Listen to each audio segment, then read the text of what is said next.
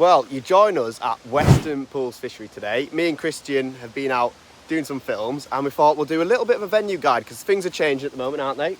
Yeah, it's got a bit cool, hasn't it? Like, it's been a nice day today, like the sun's been out, but the weather's, it's not warm now, is it? No. You can tell the overnight temperatures, I think it's about 6-7 degrees driving up.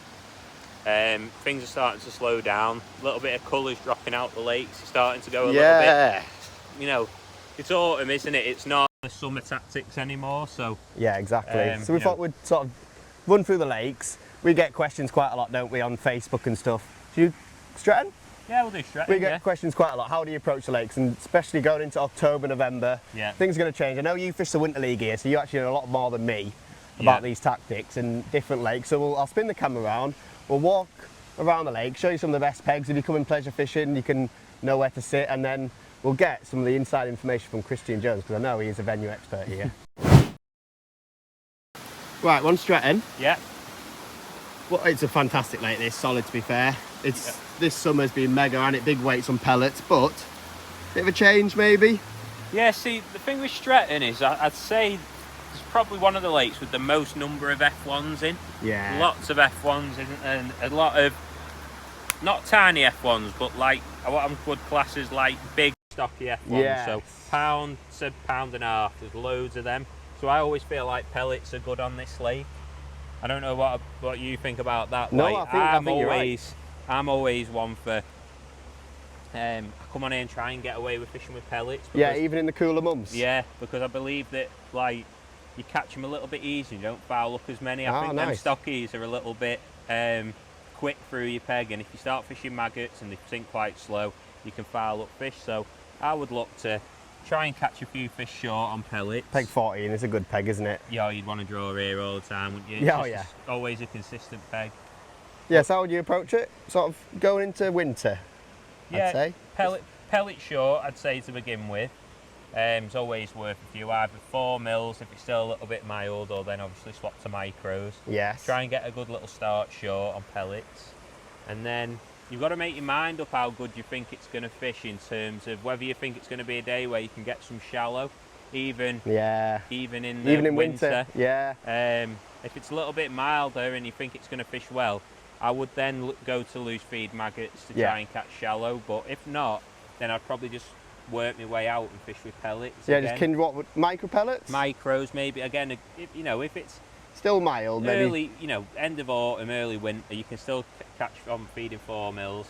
But yeah, probably micros, and just see what you think. If it's going to be good, get your catty out, loose feed a bit of bait, have a shallow rig. If not, tap a bit of bait in, feel like it's going to be a bit tough, and you normally can just fishing for, them smaller F1s, an odd big F1, and then an odd of the old carp, and because there are some big carp in here. Yeah, on the festivals, should we ever walk down that way? Yeah. We always see sort of them 15, 18 pounders that seem to come out every now and again. There's loads of doubles as well, isn't there? And in the winter, even if you just get one of them, it's a massive bonus. A massive bonus. If you can catch 2 or 3, then it's happy days. And then there is certain pegs where you tend to find shoals of carp. So yes, like peg 16 always seems to hold some carp in the corner. Yes.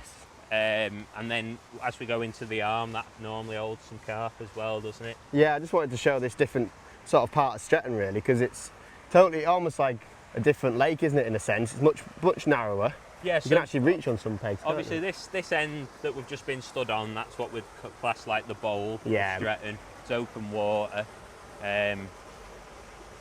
like a sort of a lake style. Yes. And then this side, it's more of a snake, like a snake Almost, canal style lake. Yeah, it's a little bit narrower. Even I say that, it's still 16 metres plus on some on pegs. Most of it. Yeah. Apart from this one, to be fair. So 8, 7, 6 here you can reach across with the pole, 16 metres. 6 is just barely you can get across, but these pegs you can get across. Obviously you've got the boards across there, you can pretty clean where you can fish pretty tight up. Sort of 14 and a half, 15 metres. It's wide, but it's comfortable and it's fishable. You've got a nice bit of a shelf across there, a bit of harder bottom. So what would you do if you do this peg in like October time? Would you kinder some bait across there? Yeah, I'd probably have a dob Yeah. Still, I'd have a quick dob. But with bread? Bread or maggots, or, you know, some people fish corn skins, but I normally fish bread. Try and catch a couple of early carp if they're there. They always seem to turn up on one or two of the pegs down the arm. Yeah. You're not really sure which two until you start fishing. So have a dob, and then yeah, probably pellets across, and then I'd have a maggot line down the middle, and then probably again you can still catch in your edges. I find still sometimes. Lovely edges quite on deep here, down aren't the they? edge on this bank. So against the pallets? I'd have a line against the pallet with pellets or maggots as well. Yeah, so it's a little bit of a different approach, I suppose, to in the bowl, whereas you're more of a pellet approach in the bowl, whereas on these pegs you maybe fish a little bit more. Yeah, well, I've a little bit different. Fish just top, well, there's another one just down top the middle, there. yeah, I've and just then across. seen the carp just rise there, just under that tree, 3/4 of the way across. So there's always normally a few carp along this arm to dob. Looks good, doesn't it? Like that. Looks brilliant, to be fair. So then, obviously, these wider pegs, I'd say this is generally where the carp turn up.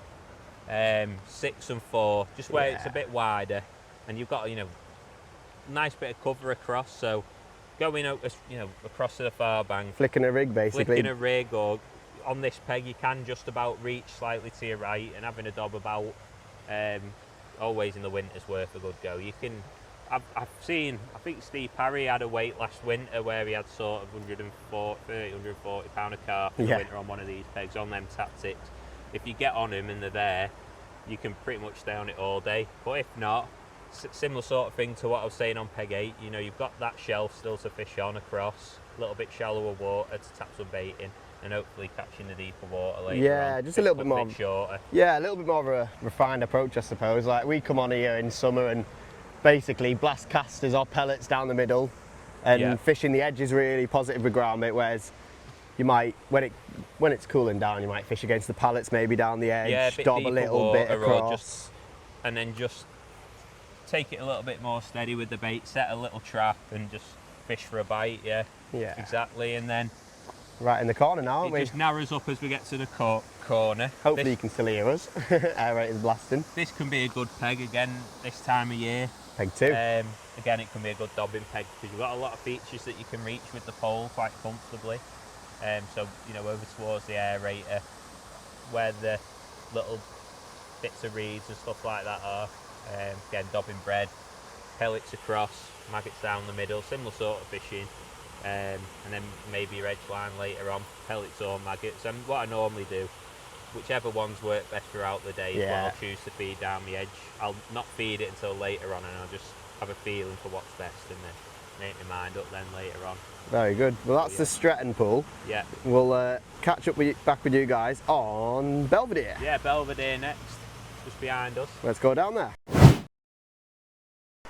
Right, we're back on Belvedere. Yeah. I like this lake. It's a weird one. It's quite a. It looks like it's quite a smallish lake. It's quite narrow, and you wouldn't think the fish would be that big, if that makes any sense. Yeah. But it's full of some proper big fish. Kippers. A lot of big carp, a lot of big F1s, and some silvers and stuff like that. But yeah, eyed and skimmers as well in this lake. A lot of eyed and skimmers. But yeah, I like this one because I always think it's a. Even in the winter, you fish quite short. Yes. Like you're not fishing very far. You can get bites quite close, so it's always nice, comfortable fishing. Let's walk around this way. Yeah. So, like I say, as it starts to drop cooler, again, dobbing can work well. And I always think the fish on this lake, they live in the edge. Yes. So, dobbing down your edges can work well. Oh, really? To the pallets and stuff. Down to the pallets. So, you know, you always have a couple of pallets where you can have a fish, and you know. They're quite deep, the edges as well, aren't they? So you've got sort of 3.5, 4 foot of water, so you've got plenty of depth for the fish to sit, and you can have a dob about in the edge. And then normally I fish. You've got a bit of a slope in the edge on this lake. Yeah. And I normally fish the line sort of in maybe 4 foot of water, not quite in the deepest water, just out the deepest water. That's normally quite good with pellets again. Oh, is it? What, micros and corn or micros and expanders? Micros expander. That's normally good. And then normally I'd feed some maggots short in the deep water in front of you, 10, 5, 6 metres. Yeah. And that can be good. Now these couple of pegs here, which are a little bit wider. In the bowl sort of area. You have got the scope to fish a long pole as well. Yeah. But if I'm honest, I'd like not to fish it because I Really? always think the days when I do well on this lake, even in the winter, you normally get them short on the pallets or on that 4-foot swim. Nice. What do you do? Fish just throw maggot short and catch a bit of everything? Odd Maggot F1s? short, generally a bit of everything throughout the day, and then more F1s and carp later on. Hopefully you can get a real good arrival. Yeah, and then have a dob, have a feed on the pallet in sort of, you know, it's sort of 3.5 foot, maybe 3 foot down the edge, and then just come off into sort of 4 and a bit foot off the bank, and that can be a good line. You just sort of find out what's the best depth during the day. That's what I like about this lake. Obviously when it goes really cold, you might have to go a little bit further out into the lake, but generally when it's still fishing half decent, you can just set your stall out pretty short, fish in the edge, fish short, and you can catch some decent fish. Yeah. And just fishing nice patient match really. So, Yeah, Mike's filled these lakes with stockies really. His stocking's been mega over the last few years, and I think that's why, like a lot of venues in the northwest, you can't fish pellets as well, if that sounds right. I mean, yeah, a lot more of venues maggot fishing in a lot of venues. Whereas here, like whenever I see the Winter League results, you always fish pellets, and it's nice. You can get bites all through winter on it. Loads of stockies, odd big F1s. I think the nice thing with pellets on here is you can tap a little bit in, sit and be patient, and you know you're then waiting for the F1s and the carp. Whereas, because there's a lot of silverfish in this lake, you can have a line with maggots for your silvers, and then you can keep it separate to your lines where you target the F1s and the carp with pellets, you know, while it's still fishing. Yeah.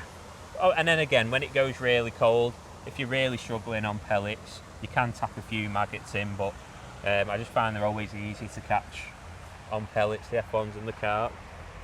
Lovely. So, well, that's kind of the Belvedere summed up, really. I mean, the only thing I might want to mention is, I suppose, there's a few pegs with pads that we're just approaching. yeah. Do these tend to stay up during winter?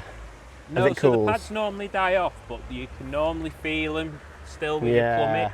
But you can catch sort of dobbing over the lily pads. Yeah, I was going to often. say that. And you can catch just short of where the pads are. They still act as a bit of a feature that hold the fish. There you are. Yeah, so See, they're starting to drift away now, aren't they, with it cooling down, a few cold nights. And you can even fish on top of them on the bottom in some cases, can't you? sometimes. Sometimes. Depends how snaggy it is. Yeah, sometimes these can be a little bit more snaggy, because this is probably the biggest set of lily pads on the venue, isn't it? When it's out in full. Yeah, sometimes you just got to check, have a plumb up and feel, try and find a nice little spot where it's clean. But definitely that's a good feature on these pegs, going towards them lily pads, so it's worth knowing if you draw these pegs that they're there, where they are, even if they're not there. Just peg 3? Peg 3. Peg 3 can reach them, peg 25, can reach they're the two pegs that would have these if it was a match. But if you just come in pleasure fishing and you want to know where the fish are, they're obviously going to be a feature which holds a lot of fish. Yeah. And then the only other thing I want to mention on this lake is, I'm not sure if there's anyone fishing on there at the moment, but it's the peg 12, and I know that holds a lot of bigger fish, especially the carp, once it cools right off. But even in sort of November, when you first get them frosts, dobbing. It's just like a little quiet corner, isn't it? There, yeah, peg 12. Yeah, You're a little bit sat out the way. Yeah. They've got a little bit of space to back off, and I think when there's a bit of pressure on the lake, them fish like going and sitting up there. Yeah, they do, definitely. Especially when they're a little bit, when it's a bit cold and they're not really wanting to feed well, they'll just go and hide off in the corner, and that's where, again, like dobbing, you can have some big weights dobbing on peg 12, can't you? So get the 16-metre sections out, get over to that area, clunk. It's a peg that I've drew a few times myself. Oh, surprise me, Kristian. Yeah. And I do like that peg, it's a cracking peg. No, I've been on it once or twice, I think, as well, to be fair. Yeah. And it is a great peg, but that's sort of the Belvedere summed up. I think there's actually someone on that peg, so we won't disturb them. But we'll go and have a little walk on the Jack's Pool, because that's something totally different, really. Yeah, I love the Jacks. Yeah, that's one of them that we don't fish all the time in matches, but one of them that surprise you how many fish are in it and how big a weights can be caught when they do have matches on there. Right, so let's go and have a look. We'll go and have a look. Right, we're coming back across the bridge now to the famous Jack's Pool. You see Stretton Pool to our left, and then there we are. We're going to have a little wander around, because it's not actually in a lot of the festivals that we run. Me and Tom run a few festivals for them, and we don't actually get the chance to fish this one. It's only a small lake, but the open matches do come on it a little bit, don't they? Sometimes you can have open matches on here. Often through the winter they might put it in. Normally in the summer they kind of have this one for pleasure anglers. Yeah, Pleasure they anglers do, love don't coming they? on Yeah. this lake because they always have a good day's fishing. You can see them, there's a few people fishing here. Yeah, Kids are having a a go. few fish getting caught. And yeah, it's just one of them lakes where there's a bit Full of of fish. everything in it. A lot of silverfish, isn't there, in this lake? Yeah, it's loads of, well, big eyes. And when I Probably say, the I was biggest. going to say, when I say silverfish, I don't mean small Fish you don't want to catch. silverfish. I mean Proper full ones. of big, big-eyed chub. And you can basically, if you come on here and fish with maggots or This one, peg casters, 5. but more so maggots in the... Yeah, once it's cooled off. We did a video last autumn with Niall Evans on here, and if you want to check that out, that's on the channel. And he, well, it was crystal clear. Yeah. I don't know if you've seen it, but he was firing maggots in, and you could see them all under the surface. Get a bite of chuck. Bite of chuck. I don't know, these seem to be quite good pegs. I know a lot of the pleasure anglers tend to sit on these. Yeah.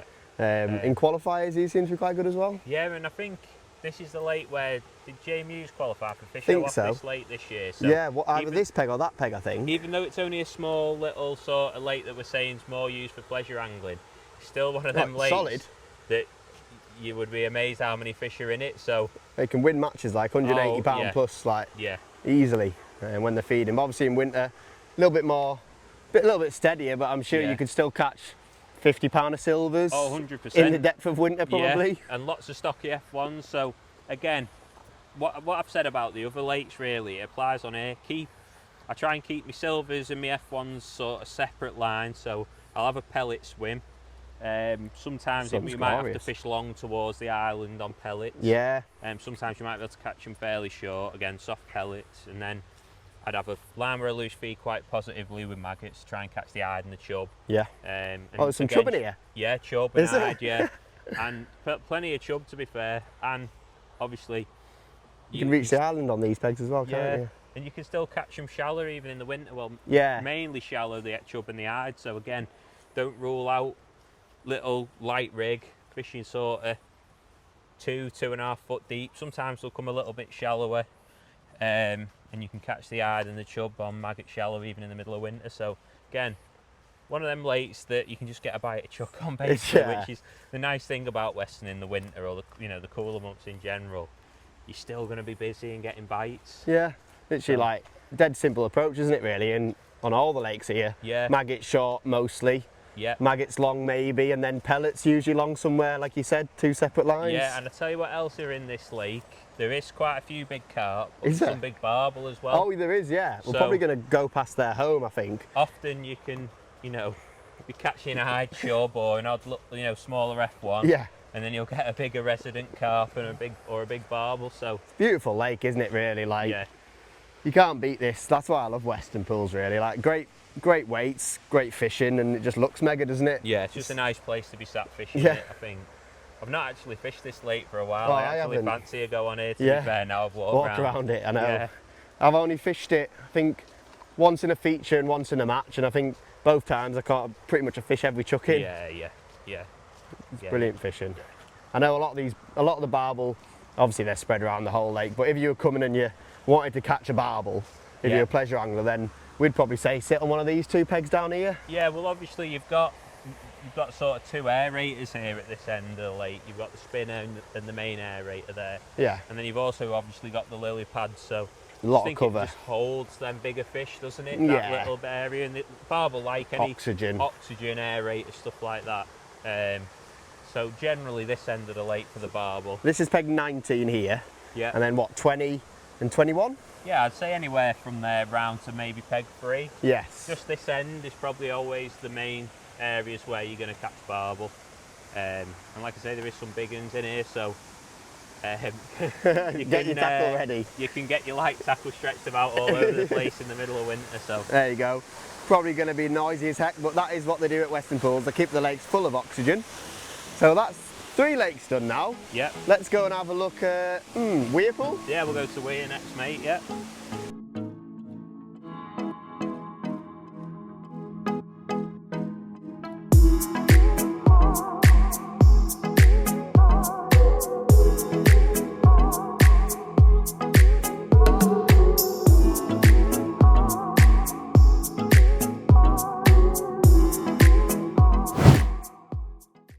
Right, we're at the Weir Pool now. Yeah. Probably one of my favourite lakes on here. Like, over the years, I've enjoyed fishing it the most. Yeah, it's probably the lake that I've had probably the most sort of good days and success on. It's one of them lakes that it's always been good. Whenever I seem to draw on Weir, I normally have a good day. Yeah, and it's totally different. I think that's why it's so good. It's unique in its shape. I don't think I've ever seen another lake in the country that's dug in this way. No, it's great. And what it means is, and you'll see as we walk down, which way we're going this way? Yeah, we'll go this way. It's dug in a way that you've got your own margin both sides, even when every peg's in. Yeah, great. So basically, you're in a bit of a V. Oh, one's just splashed. I think, yeah, there was a fish under the peg then. You basically are in a bit of a V. So, you know, even when the peg is in next door, you've got your own water. No one can sort of affect where you're fishing. Yeah, and more often than not, they do peg it every peg, and it fishes well. And it still fishes really well with every peg. And I think that's just to be, you know, the way the lake's been designed has been so that you can put every peg in, it still fishes. So I think you've had I think you've qualified this peg before, haven't you, from some I match? have, yeah, for the Maven Match final. I thought you had. On like Hempen Corn or something? Yeah, and I caught a few down that edge on ground bait. Obviously that's more summer time tactics like, but yeah, this peg, and I also managed to qualify the year later on a peg further down. I think it was peg 16, so like I say, it's one of them lakes, it's always been good for me, so I do like it on here. I suppose, how would you tend to approach it then as it's cooling down? What's your sort of thinking on it? As it goes cool, early winter when it's still, you know, it's still not gone freezing cold yet. Yeah. I still always start short on this lake personally. Yeah. So just stay inside the V, 5-6 metres, and normally you can nick an early carp on it. Normally, you know, if you have a really good start, sometimes you'll get a few, but normally it's good for an early carp, and there's some big carp, get you off to a good start. I'd feed a maggot line long on this lake, because I always feel like what happens on this lake is you have to loose feed and draw them into your peg. It's rammed with skimmers and hide, and the skimmers aren't small either. If you get them in your peg, I think I had a match this year, didn't I? I think I had like 70 pound of skimmers. Silverfish, yeah. Like loads of skimmers, loads of hide. But I feel like you have to, it's not one of them lakes where just tapping little bits in works. You have to feed quite positive and get a few fish into your peg. So loose feeding maggots on a long pole line. And then the rods work quite well on this lake, particularly if you draw towards the middle. Yeah, this area here. What is this peg? 16 maybe? Yeah. I've been on this one loads. I draw this one every time I come. Yeah, I'd say Waggler is probably your main method on this lake. Waggler works really well. Chucking, you can plumb up on the bottom and fish and feed corn sometimes, but often just dobbing and fishing shallow. So I'd say you've got sort of 5 foot of water out there, so probably about 3 foot deep works well on the Waggler. Double maggot, bit of bread can work well, a bit of corn. Nice. And you can normally catch sort of some carp dobbing, some big F1s, where they just sort of shoal up in the middle of the lake.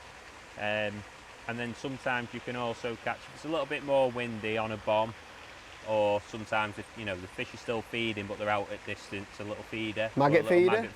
Hybrid feeder can work well. See, this is something I don't really do much of this at that time of year that we're going to be that we're talking about, because I live miles away and I only lucky enough to come here on the festivals really in summer when it's mega fishing. Yeah. But you obviously come on the Winter League, so I thought that's why I got you down here today, because I know you'd have some good information for anyone who wants to come down. Yeah, I always feel in the winter on this lake, if you can keep it simple, obviously when it goes really cold, dobbing on a rod, Waggler, and then long pole with maggots. And if it's a little bit milder, I normally start short, so on pellets, and then just work my way out to maggots, and then if I need to, I'll chuck a rod. You know what I mean? But yeah, a lot of carp, some big F1s, and quite a few silvers as well. That's what you want really, just to keep getting bites, don't you? Yeah. Like, I can't believe that more people don't come here when it's cooler because of just how good the fishing is. Like, you see some venues in winter and you're catching like 20 pound of F1s, whereas you come here and you see 40, 50 pound winning sections, and it's a brilliant winter fishing league on here. You're always getting some bites. Yeah, Phil Coventry runs it, and there's obviously open matches all through the autumn and winter too, so loads to go at. Yeah. So yeah, I think that's pretty much it for the weir at this time of year, I'd say. Yeah, just definitely don't discount the rods. Bring your waggler, bring your feeder, have a maggot line. Don't be scared to put a bit of bait in still. Get your catapult out, be loose feeding some maggots. And yeah, what about pellets on this lake on the pole? Yeah, not as good? It can work, I think, but it's a little bit selective. Yes. And I feel like you're not drawing the fish in as well. I just personally think what tends to happen on this lake, it being a little bit more of an open water lake, is they sit out in the middle and you're trying to draw them towards you rather than they're already in front of you. So I always feel like, it's good to be a bit more aggressive with it. A bit more positive and be loose feeding maggots. Yeah, just always seems to work well. But yeah. Very good. On to the last lake, which is Canal, or last lake on site, I should say. Yeah, we're going to the canal, which is where we've been fishing today, isn't it, Rob? Yeah, we've had a great day, to be fair. Had a good day. And what you're talking about probably be what we've done today, really. Would work on there throughout the winter, maybe, yeah. And here we go, the last lake on site, the mighty Canal. Yeah, we're on the canal. Which is probably one of my favourite. Well, I say that about every lake. Yeah, we've said that about all the lakes, but it's a brilliant lake. This. Yeah, it's a weird one, Canal. I always feel like it's like a different lake depending on whereabouts on the lake you are. Yes. So, like this, we've got the bowl here, which almost fishes and plumbs up completely different to the arms, and then you've got the caravan bank, which is slightly different again. So. This is actually, this peg never goes in, but you can see this is like open water. Yeah, totally really different. Deep here, isn't it? Yeah, it's like 7 foot in the middle here. Yeah, 7 foot in the middle, a lot deeper than the rest of the lake. So obviously it can be a good area in winter. Yeah, once it's cooling down, it's gonna. Normally some carp along, like especially along this bank here. Really? This bit doesn't really get pegged, and I think between these bridges and along this bank is a bit of a patrol route for carp. I think they just sort of live in this little bit. So obviously if you draw sort of peg 33, you can sometimes catch chucking down to this bank. Oh, with a little bomb and bread or something like that. Little bomb, or you can catch actually fishing your pole. There's actually quite a big shelf where it's quite shallow to this side of the bank. So sometimes you can even ship the pole over, tap a little bit in and catch some carp there. And then obviously with it being deep, you can actually catch shallow again even in the winter on maggots. Yeah, Ide and F1s. A lot of F1s and Ide are in this lake. Lots of Ide. Full of Ide. So you can obviously catch shallow on maggots. Yeah, and then obviously you catch a few on the bottom on maggots on these pegs, but probably not as good on the bottom on these pegs because of the depth. Because it's so deep. And they tend, that Ide, I think, and them F1s, they want to be either in shallower water or a bit shallower. They want to come up off the bottom. Yeah, now this is different again, isn't it? Now, yeah, this arm's completely different again, like you say.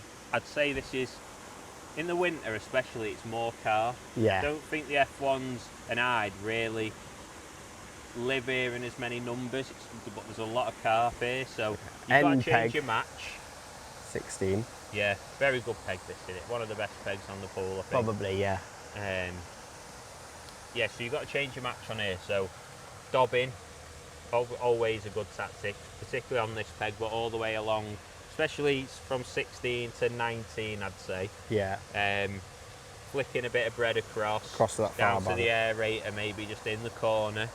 Yeah, loads of features to go at, haven't you, really? Yeah. Like, even in summer, you catch them carp flicking a rig across, don't you? So they live here. Just sit and be patient, keep flicking it, and the carp are massive. You often find a grass carp or two as well on this bank, and they're lovely fish to catch as well. Yeah, so they live on this peg, don't they? Yeah, this peg up to 19, you normally find a couple of grass carp, dobbing, and then obviously on your pole lines, you can catch some Ide, more than F1s I'd say in this arm. So again, maggot shallow down the middle, and then I'd have a line feeding for carp somewhere in your peg as well. Would you, yeah? Often I sort of fish down towards the corner on a short pole line where I'd feed even sometimes just maggots or corn or something, and it doesn't always go under, but sometimes last hour you'll get 3 or 4 big fish that are willing to come to some bait. So yeah, short pole line with maggots or corn to try and catch some carp late on, slightly to your left, dobbing to start with, and you know, fish for Ide maybe in the middle of the match, shallow. Should we have a look at this up at the end of this point? Yeah. Show them peg 23. Yeah, so like I say, all the way along this arm rob, I'd say it's very similar up until you get to peg 19. Yes. When you get to peg 20, it's often where there's a few more F1s. Yeah, so like you can see, it's literally like a straight bank, pretty much 16, 17 metres. Can't quite reach, can you? But it's 17 plus metres, isn't it? Yeah, about 17 metres, yeah.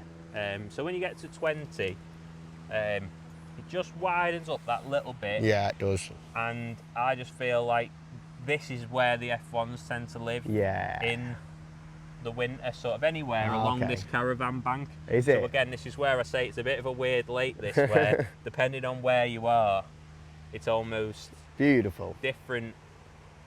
You know, it's all different. So anywhere from here all the way along this caravan bank. Yeah. This little bowl here, where peg 23 is, all the way down, peg 42. You know, peg 4, peg 6, they're always good for F1s and stockies and them sort of fish. So now would you catch them, micros? Sometimes pellets, yeah. But generally more maggots on this lake. Yeah, because there's a mide and stuff like that. I always start on pellets because I always feel like if you can catch on them, the better. Yeah. Sometimes they don't work. Maggots, loose feeding a few, tapping a few with a pole pot, fishing a few different lines, normally just long pole, 13 metres. Very nice. This peg, generally you catch them to your right, and down towards the bigger open space, because that's where they are, the more sort of to your right on them F1s, whereas in that arm it's more carp. Yeah. So, yeah. And then this is peg 23, and we'll look at this one, then we'll go and quickly show you the other arm before we wrap this up. Again, good little, I love this peg in the winter because the F1s, you've got quite a bit of open water here. There's one just topped. There's an F1, yeah.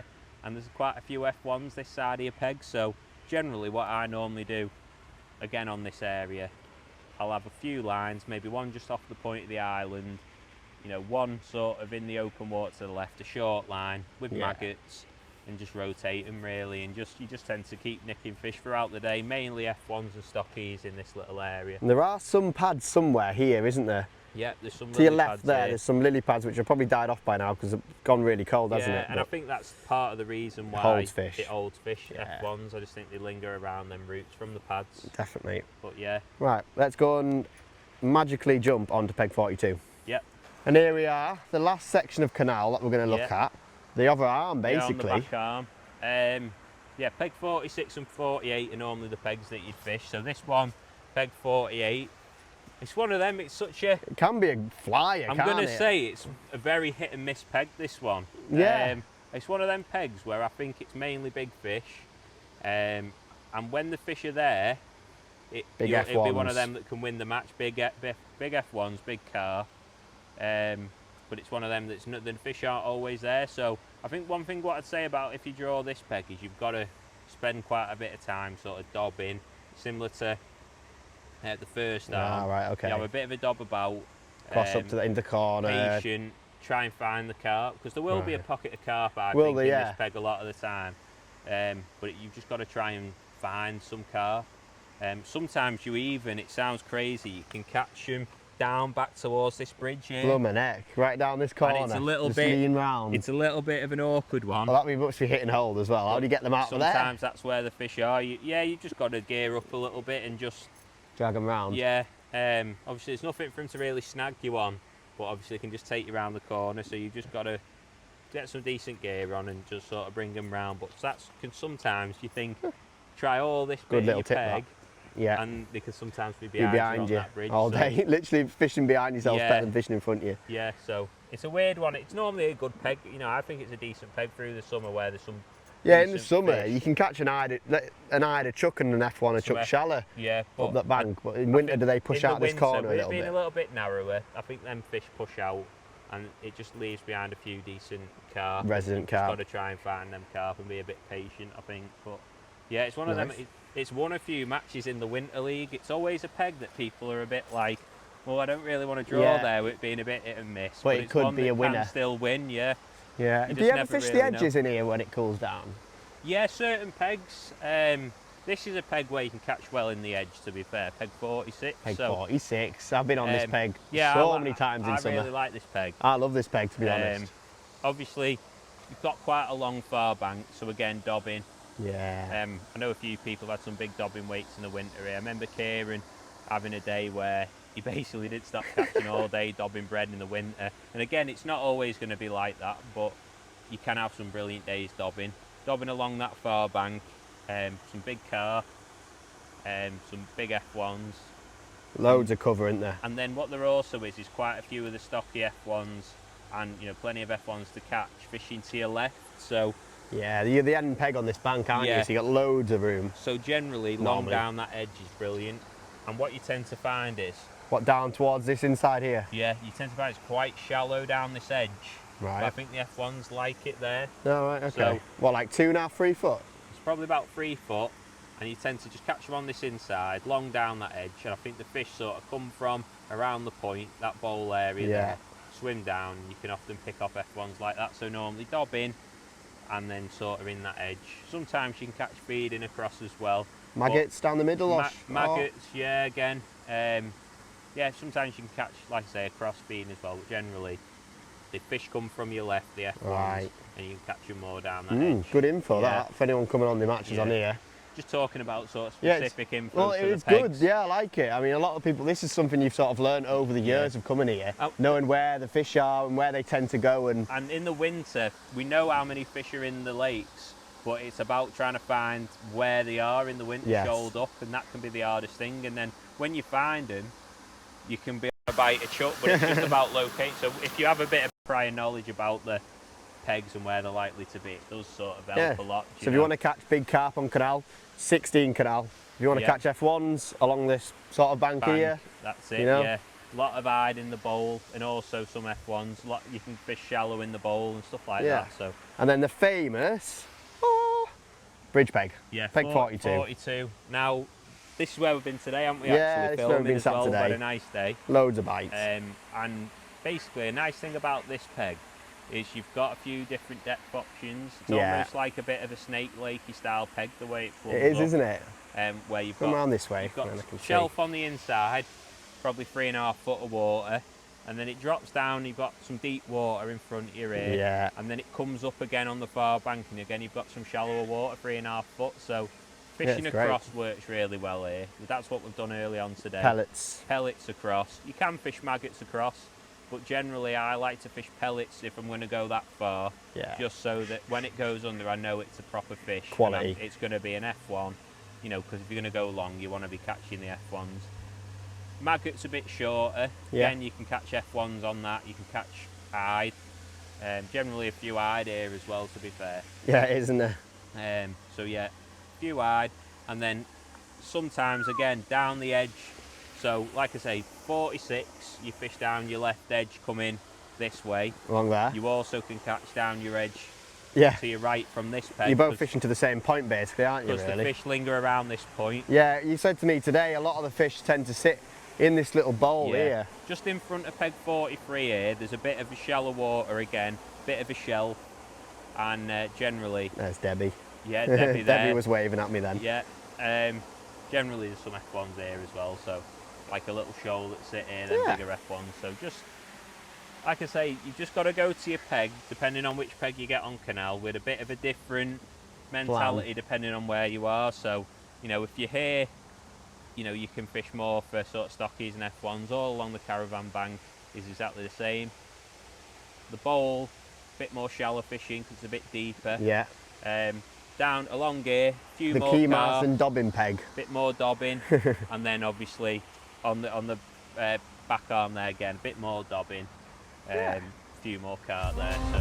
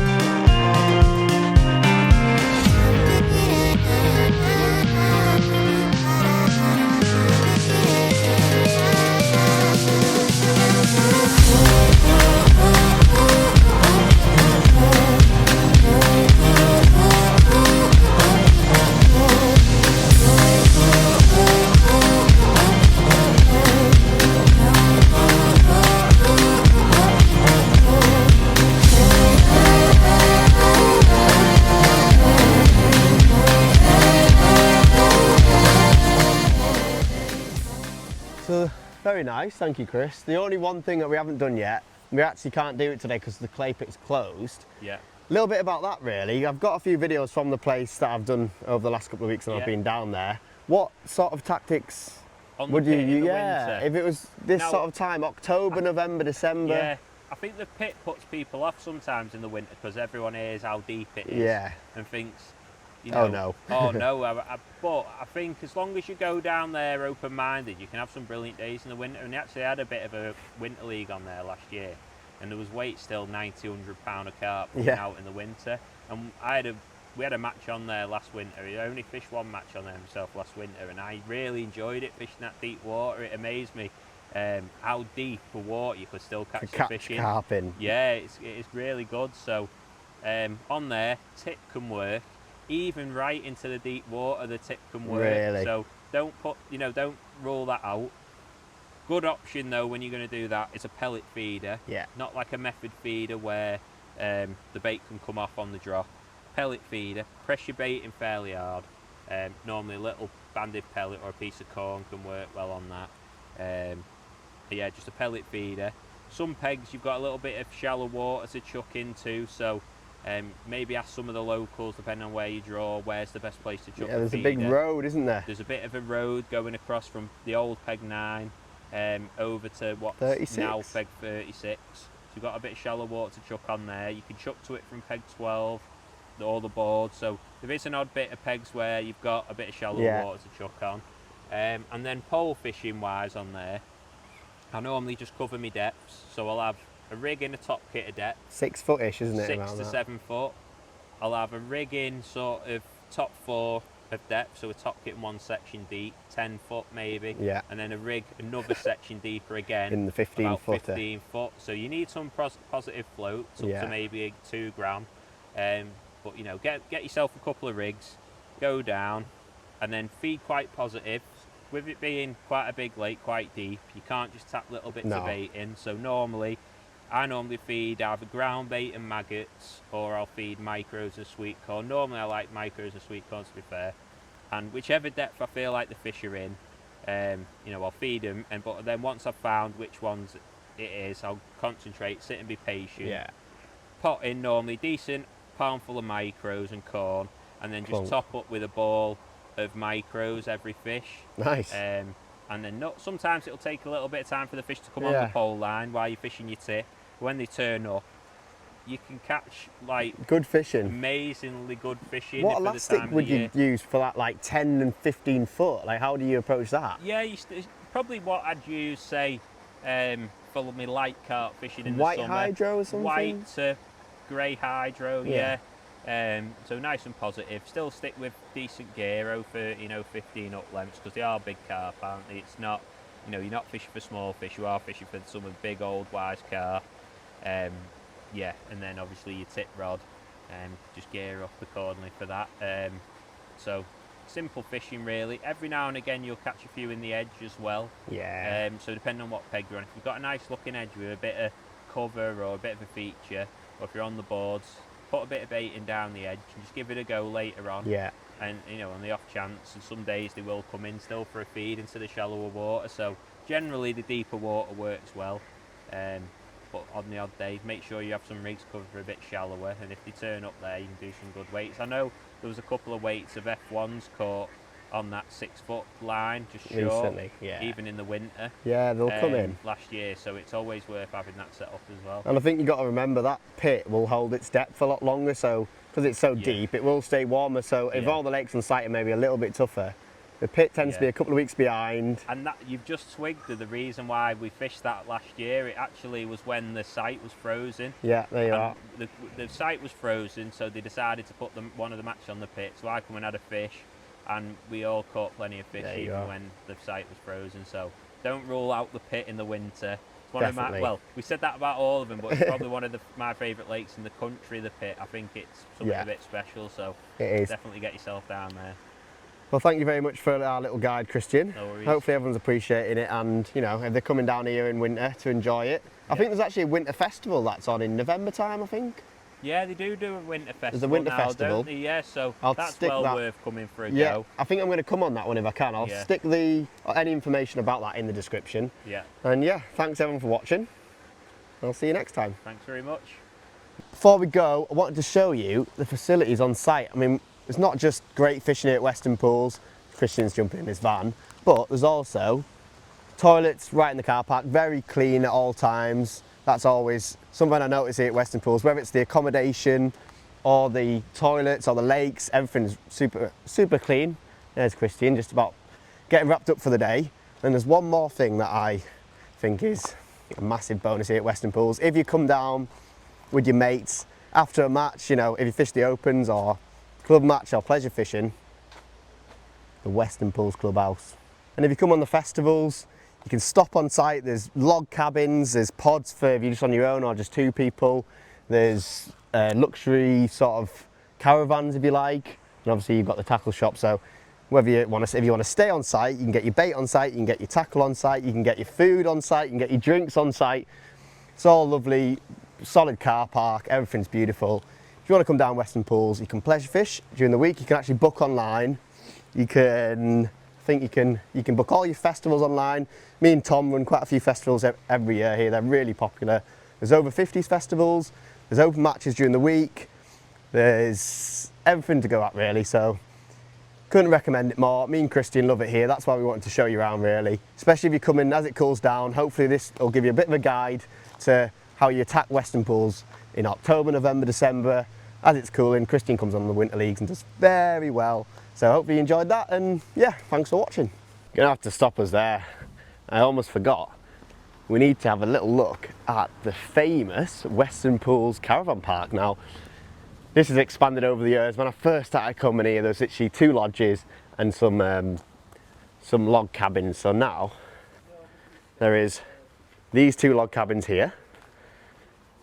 These great big cabins here. I think these are 8-bed lodges. And then you've also got touring caravan park full of caravans that people stop in throughout the year. You can pitch a tent, bring your touring caravan with you, another lodge. There's also a big toilet block, which is really nice, well cleaned. It's perfect really, if you're coming on the festivals, it's perfect. And there's not just big log cabins where if you've got a big group of you can sort of chip in and there's the toilets and club together and get a big groupie in there. If there's just one of you, 2, 3, got the hobbits. So these are where I always used to stay when I used to come with my dad, in the little hobbits. Some of them have got bathrooms and stuff, some of them are just beds, loads of different sizes, and these are all revamped and new ones. See, it's brand new, that one, and you can just use the toilet block, so it's perfect. You can see here all the caravan park owners. These guys stay all year round, lucky ducks. And you've also got loads of static caravans up here. What a venue. What have they not got here at Weston Pools? Blimmin' heck.